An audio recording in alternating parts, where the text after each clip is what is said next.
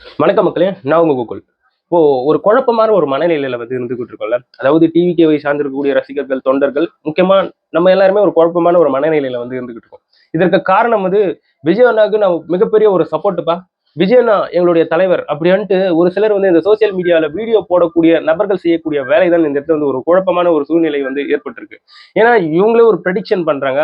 ஏதோ ஒரு கணக்கை அடிச்சு விட்டுன்னு இருக்கானுங்க. என்ன உண்மைன்றதே தெரியாது. இதுதான் நடக்க போகுது.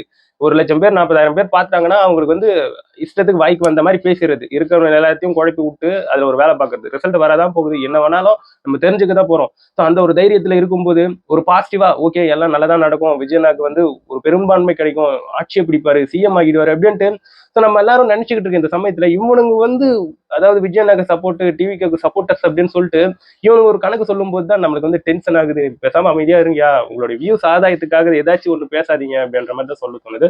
அதே சமயத்துல நிறைய இடத்துல இப்போ கதறல்கள் வந்திருக்கு. அதாவது உளவுத்துறையின் மூலமாக கசிவு ஏற்பட்டு அதன் மூலமாக விஜய் அவர்களுக்கு ஆட்சிக்கு வந்துருவாரு அப்படின்ற ஒரு நினைப்போட நிறைய பேர் இப்ப கதறிக்கிட்டு இருக்காங்க அப்படின்ற சில தகவல்கள் இருக்கு. அதை பத்தி பார்த்துருவோம். அதுக்கப்புறம் என்டிகேவை சார்ந்திருக்கக்கூடிய சில நபர்களுக்கு சில கருத்துக்களை இந்த இடத்துல முன்வைக்கணும். அதுல மாற்று கருத்தே கிடையாது. இந்த இடத்துல முதல்ல ஒரு டிஸ்கிளைமர் நான் கொடுத்துடுறேன். ஆக்சுவலா நான் விஜயனாக்கு சப்போர்ட் பண்ணக்கூடிய ஒரு பையன் தான், இல்லைன்னு சொல்லவே இல்லை. அதே சமயத்துல விஜயனாக்கு சப்போர்ட் பண்றன்ற பேர்ல எதிரில் இருக்கக்கூடிய நபர்களை தரை குறைவா பேசுறது, அவங்கள மரியாதை இல்லாம பேசுறது, அந்த மாதிரியான செயல்கள்லாம் இந்த இடத்துல நான் செய்யவே மாட்டேன். அதுல மாற்று கருத்தே கிடையாது. ஸோ ஏன்னு சொல்றேன்னா, இந்த இடத்துல விஜய் அவர்கள் அவர் மேடை ஏறி பேசும்போது நம்ம பார்த்துருப்போம். யாரையும் இழிவுபடுத்தி பேச மாட்டாரு, ஒருமையில பேச மாட்டாரு, அவங்களுக்கான அந்த மரியாதையை கொடுத்துருப்பாரு. அதுல விஜய் எப்பவுமே டாப் பொசிஷன்ல நின்று பண்றதுல மாற்று கருத்தே கிடையாது. ஸோ அந்த மனுஷனை பார்க்கும்போது ஒவ்வொரு விஷயத்தையும் கத்துக்க முடியுதுங்க. இந்த இடத்துல நான் எஜாஜரேட் பண்ணி பேசல, ஒவ்வொரு விஷயத்தையும் கத்துக்க முடியுது. ஸோ அதன் அடிப்படையில தான் சொல்றேன், தலைவன் இவ்வழியோ அவ்வழியே தொண்டன் அப்படின்ற மாதிரி ஃபர்ஸ்ட் இருக்கிறவங்களுக்கு மரியாதை கொடுத்து பேசுவோம். தனி மனித தாக்குதல் வேணாம்.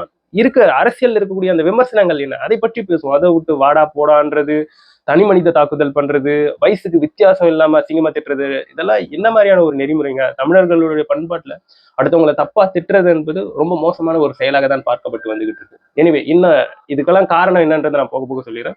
முதல்ல இருந்து ஆரம்பிச்சேன்.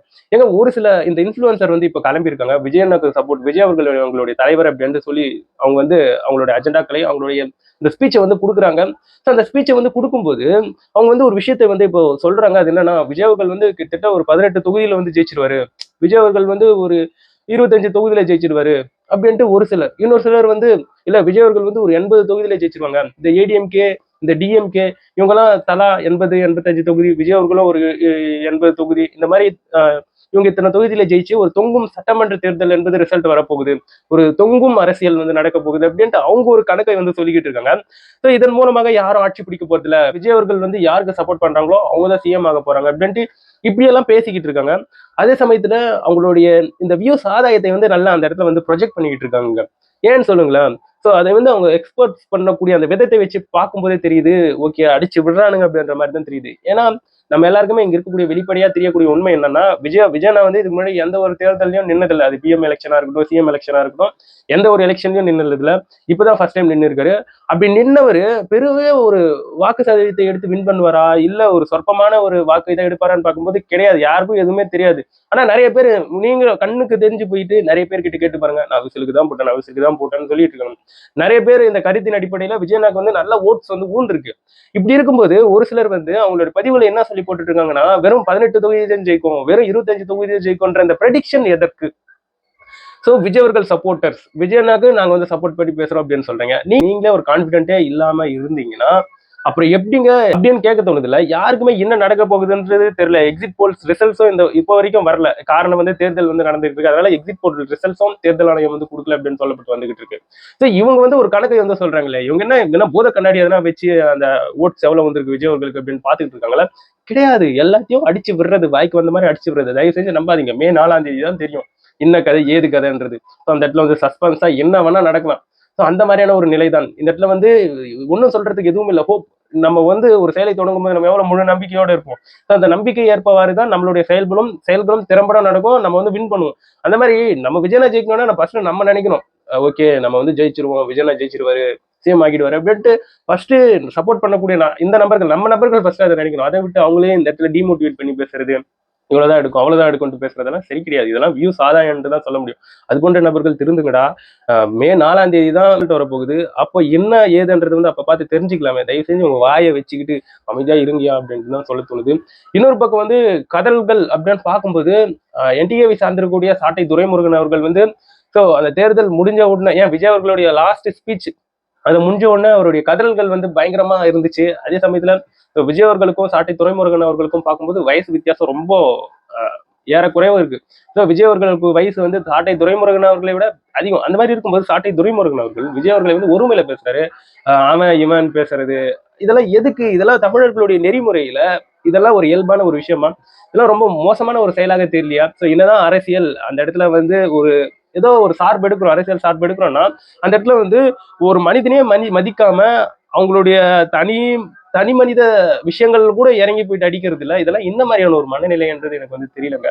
அவன் இவன் சொல்றது, தற்குறியன் சொல்றது, சினிமா கூத்தாடியன் சொல்றது, இதெல்லாம் இது லாஸ்டா சினிமா கூத்தாடியன் சொன்னதை விட ஒரு ஜெனரல் விமர்சனம். ஆனா இது அவன் இவன் சொல்றது, இந்த தற்குறியன் சொல்றது, இந்த அணிலன் சொல்றது, ஒரு நாளாச்சும் விஜய் அவர்கள் வந்து இந்த இடத்துல வந்து எதானாச்சும் ஒரு தலைவரை தற்குறி, இந்த அணிலு இல்ல வேற ஏதாச்சும் ஒரு எப்படி சொல்றது ஒரு பர்சனல் அட்டாக் பண்ணியிருக்காரா? கிடையாது. அரசியல் ரீதியான விமர்சனங்களை தானே அவர் வைக்கிறாரு. ஆனா ஏன் நீங்க மட்டும் ஒரு தனி மனித தாக்குதல் வந்து பண்றீங்க அப்படின்ற அந்த கருத்தை வந்து கேட்க தோணுது. இந்த இடத்துல வந்து விஜய் அவர்களுக்கு சப்போர்ட் பண்ணக்கூடிய நிறைய நபர்கள் வந்து அவங்க இப்போ ரொம்ப டென்ஷன் ஆகி அவங்க தனி மனித தாக்குதல் வந்து பண்ண ஆரம்பிச்சிட்டாங்க. அவங்க வந்து இறங்கி சீமானவர்கள் இதுக்கு முன்னாடி அவர் என்னென்ன பண்ணியிருந்தாரோ, சாட்டை துறைமுருகன் அவர்கள் இதுக்கு முன்னாடி வந்து என்னென்ன பண்ணியிருந்தாங்களோ அது எல்லாத்தையும் எக்ஸ்போஸ் பண்ணிட்டு இருக்காங்க. இது வந்து தேவையா? இது வந்து ஒரு பிரச்சனை வந்து தூண்டி விடும் விதமாக தானே இருக்கு. ஓ ஒரு அரசியல் வரும்போது அந்த இடத்துல வந்து இருக்கக்கூடிய பிரச்சனைகளை பத்தி பேசுறது தப்பு கிடையாது. ஆனா ஒரு மனுஷனை பத்தி அந்த மனுஷன் செஞ்சிருக்கக்கூடிய தப்புகளை பத்தி பேசுறது, கேரக்டர் அசாசினேட் பண்றது, அவங்களை பத்தி தப்பா திட்டுறதெல்லாம் எதிர்க்கு இந்த இடத்துல டிவிகேவை சார்ந்திருக்கக்கூடிய அந்த நபர்கள் என்ன பண்றாங்கன்னா இவங்க தனிப்பட்ட முறையில ஏதாச்சும் தப்பு பண்ணியிருப்பாங்க இல்லையா, அதை எடுத்து எக்ஸ்போஸ் பண்ணிட்டு இருக்காங்க. சோ இந்த இடத்துல வந்து என்ன நடந்துகிட்டு இருக்குன்னா இங்க அரசியல் இருக்கக்கூடிய பிரச்சனைகள் பேசப்பட வரல.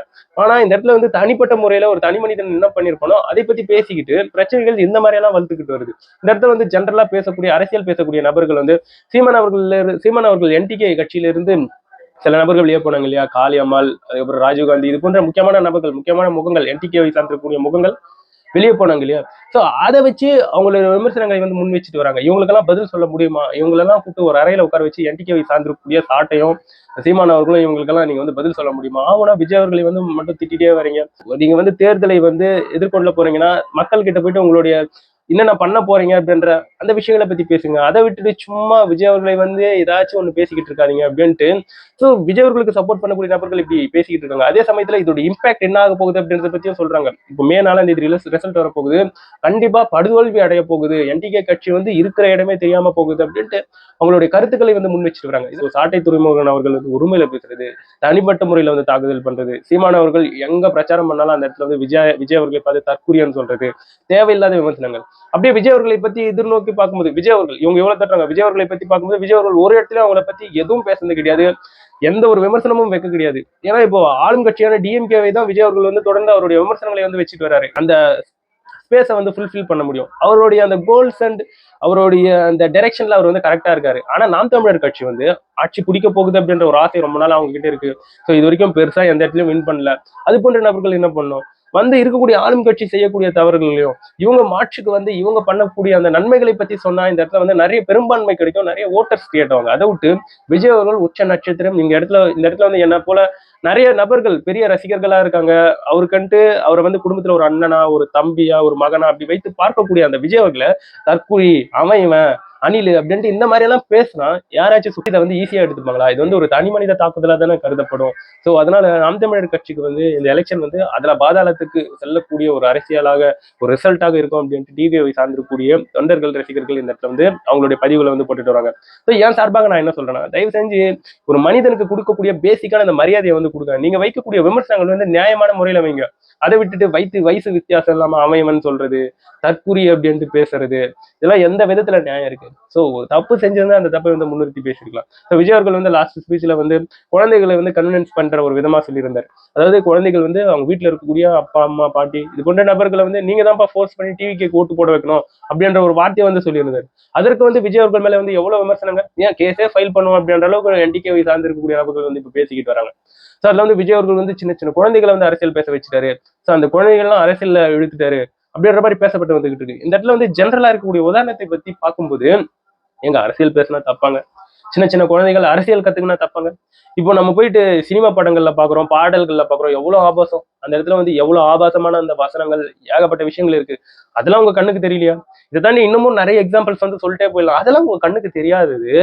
ஸோ என்டிகே கட்சி பார்த்து பேசுறேன். விஜய் அவர்கள் சொல்லி இருக்கக்கூடிய அந்த விஷயம், குழந்தைகள் வந்து நீங்க தான் அடம் பிடிச்சி விஷல் தினத்துக்கு உங்களுடைய வீட்டுல இருக்கக்கூடிய பெரியவங்களை வந்து போட வைக்கணும் அப்படின்ற அந்த இந்த ஒரு விஷயம் உங்களுக்கு வந்து உறுத்துதான்? ஏன் சின்ன சின்ன குழந்தைகள் வந்து அரசியல் கத்துக்க கூடாதா? இதை தாண்டி நிறைய இருக்குங்க, இன்னும் பேசணும்னா பேசிக்கிட்டு போயிட்டே இருக்கலாம். இந்த இடத்துல ஒரு உண்மையை வந்து நம்ம நல்லா புரிஞ்சுக்கணும். அதாவது இந்த உலகத்துல எந்த ஒரு மனிதராக இருந்தாலும் தப்பு செய்வாங்க, தப்பு செய்யாத மனிதர்கள் இந்த இடத்துல வந்து கிடையாது. ஆனா அந்த தப்பு செய்திருக்கக்கூடிய விஷயங்களை வந்து நம்ம எப்படி அதை வந்து அட்ரஸ் பண்றோன்றதுதான் ரொம்ப முக்கியம். ஆனா எதுவுமே பண்ணாத ஒரு நபரை வந்து வாய்க்கு வந்த மாதிரி திட்டுறது, அதிக அசிங்கமா திட்டுறது அப்படின்னு பார்த்தா, இங்க இருக்கக்கூடிய ஜென்ரலா ஒரு அன்போடு பார்க்கக்கூடிய மக்கள் வந்து, ஸோ யாரை நீங்க திட்டுறீங்களோ ஸோ அவங்க மேல இன்னும் அந்த கரிசனம், இன்னும் அந்த அன்பு அதிகமாக தான் செய்யும். அப்படி திட்டக்கூடிய நீங்கள் வந்து வீழ்ச்சி பாதையை வந்து அடைவீங்கன்றதுல வந்து மாற்று கருத்தே கிடையாது. இந்த இடத்துல வந்து யாரா வேணா இருக்கட்டும், ஸோ அவங்களுக்கு நான் கொடுக்கக்கூடிய ஒரு அட்வைஸ் இதுதான். ஸோ விமர்சனங்கள் என்பது ஏற்கத்தக்கதாக இருக்கணும். அதை விட்டுட்டு வன்மத்துல, இந்த கடுப்புல, இந்த காண்ட திட்டுறதெல்லாம் ரொம்ப தப்பு. ஸோ இங்க வந்து விஜய் அவர்கள் சொல்லக்கூடிய அந்த விஷயங்கள் தான். ஸோ ஏன்டா இந்த விஜயை தொட்டோம், ஏன்டா இந்த விஜயை வந்து இப்படி பேசணும் அப்படின்ட்டு இங்க வந்து ஒரு சிலர் ஃபீல் பண்ண போறாங்கன்றதுல வந்து மாற்றுக்கிறதே கிடையாது. இதற்கான இந்த அறிகுறிகள் வந்து மே 4ஆம் தேதி வந்து தெரிஞ்சிருங்க. இன்னொரு பக்கம் டிஎம்கேவை சார்ந்திருக்கக்கூடிய நபர்கள், செந்தில்வேல் அண்டான்ட்டு அவரே அவர் அழைச்சிப்பாரு. அது போன்ற நபர்கள் இப்போ வந்து அவர் சில விமர்சனங்களை வந்து வச்சிருக்காரு, ஒரு சில விஷயங்களை பத்தி பேசியிருக்காரு. அவை ஒரு பக்கம் வந்து கான்ட்ரவர்சியா மாறிக்கிட்டு இருக்கு. ஸோ ரீசெண்டா செந்தில்வேல் அவர்கள் வந்து என்ன பேசியிருப்பாங்கன்னா, இந்த மாதிரி ஐடியில இருக்கக்கூடிய ஊழியர்கள் நிறைய பேர் வந்து விஜய் அவர்களுக்கு தான் வாக்களிச்சிருக்காங்க. சோ நீங்க வந்து செய்யக்கூடிய வேலை வந்து திராவிடம் கொடுத்தது, நீங்க வந்து சாப்பிடுறீங்களா சாப்பாடு உப்பு போட்டு சாப்பிடுறீங்களா, அந்த சாப்பாடு வந்து திமுக கொடுத்தது அப்படின்ட்டு அவர் பேசிக்கக்கூடிய விஷயங்களை வச்சு பல நபர்கள் வந்து இதை வந்து ட்ரோல் மெட்டீரியலா மாத்திட்டு வராங்க. ஒரு பக்கம் வந்து விமர்சனம் படுத்திட்டு வராங்க, இன்னொரு பக்கம் ஆதரவுகள் அப்படின்ட்டு. ஸோ இந்த மாதிரி எல்லாம் போய்கிட்டு இருக்கு. இதெல்லாம் வச்சு பார்க்கும்போது விஜய் அவர்கள் வந்து ஒரு பெரிய இம்பாக்ட் கொடுத்திருக்காரு, அவருக்கு வந்து நிறைய வாக்குகள் இந்த இடத்துல வந்து விழுந்திருக்குன்றது வந்து கண்கூடவே தெரிஞ்சுக்க முடியுது, கண்கூட பார்க்க முடியுது.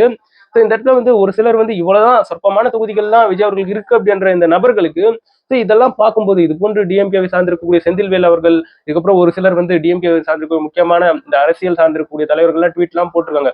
ஸோ இந்த மாதிரி நாங்க கூப்பு வந்து எங்களுக்கு புதுசு கிடையாது, அதாவது அவங்க வந்து தோத்துட்டாங்கன்னா அது வந்து அவங்களுக்கு புதுசு கிடையாது அப்படின்ற ஒரு பாணியில அந்த ட்வீட் எல்லாம் போட்டிருக்காங்க. இதை வச்சு பார்க்கும்போதே தெரியுது விஜய் அவர்கள் வந்து ஒரு மிகப்பெரிய ஒரு இம்பாக்ட் கொடுத்திருக்காரு. அது சஸ்பென்ஸா இருந்துகிட்டு இருக்கு. கூடிய விரைவில், அதாவது மே 4ஆம் தேதி அதற்கான வெளிப்பாடுகள் வெளியே வந்துடும். ரிசல்ட் வந்த உடனே தெரிஞ்சிடும். ஸோ அதனால இந்த இடத்துல வந்து டிவிகேவி சார்ந்திருக்கக்கூடிய அபிமானிகள், நீங்க வந்து அவன் சொல்றான் இவன் சொல்றான்ட்டு தயவு செஞ்சு நீங்க வந்து மனசு கஷ்டப்பட்டு இருக்காதீங்க. ஒரு பக்கம் வந்து தொங்கு சட்டமன்றம் நிலவும், அதாவது விஜய் அவர்கள் வந்து ஒரு குறிப்பிட்ட சதவீத தொகுதிகளை வந்து பிரிச்சு எடுத்துருவாரு. டிஎம்கே ஒரு பக்கம், ஏடிஎம்கே ஒரு பக்கம், இவங்க எல்லாம் ஸோ அவங்கவுங்க சில தொகுதிகளை வந்து பிரிக்கவே இந்த இடத்துல வந்து யார் ஆட்சி அமைக்க போகுது அப்படின்ற ஒரு கன்ஃபியூஷன் வந்து நிலவும். ஸோ இதன் காரணமாக இந்த இடத்துல வந்து ஆளுநர் ஆட்சி என்பது ஏற்படும் ஒரு 6 மாசத்துக்கு. அதுக்கப்புறம் இந்த ஆகஸ்ட் செப்டம்பர்ல வந்து ரீ எலெக்ஷன் நடக்கும். அந்த மாதிரி ரீ எலெக்ஷன் நடந்த பிறகு விஜய் அவர்கள் வந்து ஜெயிப்பாரான்ட்டு இப்படி ஒரு ப்ரெடிக்ஷன். யாரையும் நீங்க இருங்கடாடி கொஞ்சம் ரிசல்ட் வரட்டா அப்படின்ற மாதிரி தான் சொல்ல தோணுது. ஒரு பக்கம் வந்து ஜனநாயகன் படம் வந்து ரிலீஸ் ஆக போகுது மே 21ஆம் தேதி. அது போன்ற காலகட்டத்தில் வந்து ரிலீஸ் ஆக போகுது அப்படின்னு சொல்லப்பட்டு வந்துகிட்டு இருக்கு. அது அந்த படம் சம்பந்தப்பட்டிருக்கக்கூடிய விஷயங்களும் ப்ரொமோஷன் டூலாக மாறும். அந்த ப்ரொமோஷன் டூல் எதுக்குன்னா, நான் சொன்ன பாத்தீங்களா முன்னாடி, இந்த மாதிரி தொங்கு சட்டமன்றம் நிலவும், ரீ எலெக்ஷன் வரும். ஸோ இதற்கு வந்து இந்த படம் வந்து ஒரு ப்ரொமோஷன் டூலா இருக்கும் அப்படின்ட்டு அந்த படம் இப்ப கொஞ்ச நாள் சென்சார் சர்டிபிகேட் கிடைக்க போகுது, அந்த படம் ரிலீஸ் ஆக போகுது, அதையும் இதையும் கனெக்ட் பண்ணி என்னன்னா பேசிக்கிட்டு இருக்காங்க. நண்பர்களே, எதுவுமே உண்மை கிடையாது. மே 4ஆம் தேதி ரிசல்ட் வந்த பிறகுதான் என்ன நடக்கும் ஏது நடக்கும்ன்றது வந்து தெரியும். எக்ஸிட் போல்ஸ் ரிசல்ட்டும் இன்னும் வரல. ஸோ தயவு செஞ்சு எதையும் நம்பாதீங்க, குழம்பிக்காதீங்க. எது வந்தாலும் அந்த அன்னைக்கு பாத்துக்கலாம். ஸோ அதுக்கு முன்னாடி எதற்கு முன் யோசனைகள், நடந்ததை பத்தி எதுக்கு சிந்திக்கணும், ஸோ நடக்க போகுதுன்றதை பத்தி பார்ப்போம். ரிசல்ட் வர அன்னைக்கு என்ன நடக்குதுன்றது பார்ப்போம். தனிமனித தாக்குதல்கள் வேணாம். இந்த இடத்துல வந்து எட்டிக்கேவை சார்ந்திருக்கக்கூடிய சாட்டை துரைமுருகன் அவர்கள், சீமான் அவர்களுக்கு வந்து அன்பு வேண்டுகோள். ஸோ இஷ்டத்துக்கு பேசி ஸோ விஜய் அவர்களுக்கு ஒன்றும் நடக்க போறது இல்லை. அவருக்கு வந்து அவருடைய அன்பு ஏறிக்கிட்டே போயிட்டே இருக்கு. ஆனா பேசக்கூடிய நபர்களுடைய அந்த நிலைமை தான் அதுல பாதாளத்துக்கு போயிட்டு இருக்குன்றதுல வந்து மாற்று கருத்தே கிடையாது. இதை பற்றி நீங்க என்ன நினைக்கிறீங்கன்றது என்னோட கமெண்ட் செக்ஷன்ல பதிவு பண்ணுங்க.